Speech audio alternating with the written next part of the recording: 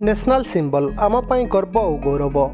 एई symbol प्रति आम भारतीय मानकर गर्व और भल पाइबा भरी रही। जेमितिक बेंगल टाइगर भारतर जातीय पशु, ठीक सेमिति मयूर भारतर जातीय पक्षी अटे। हेले कहीं बेंगल टाइगर को जातीय पशु और मयूर को जातीय पक्षी करागला, यह पछर इतिहास कौन आमे एई भिडियो रे एहा देखिबा। चलंतु भिडियोटी को आरंभ करिबा। भारत स्वाधीन हेला परे लायन बा सिंह को भारतर जातीय पशु करा जायथिला, किंतु 1973 रे एहाकू परिवर्तन करी बेंगल टाइगर को जातीय पशु करि दिया गला। एहा पछरे मुख्यतः दुईटी कारण थिला। प्रथम कारणटी हेला नेशनल एनिमल लायन केवल गिर नेशनल पार्क रे देखा जाउथिला, किंतु टाइगर भारतर 16टी स्टेट रे देखिबाकू मिले। ताहा सो ब्यूटी, ग्रेस, स्ट्रेंथ और पावर रो प्रतीक अटे। द्वितीय कारणटी हेला एई समय रे बेंगल टाइगर रो पॉपुलेशन डिक्लाइन करिबाकू लागिथिला। लोकमानंक मध्यरे अवेयरनेस आनिबा पई सरकार एई पदक्षेप नेइथिले। 1973 रे बाघर संरक्षण पई प्रोजेक्ट टाइगर आरंभ करा जायथिला। सेई दिनठू बाघ भारतर जातीय पशु अटे। ठीक सेहीपरि मयूर भारतर जातीय पक्षी अटे।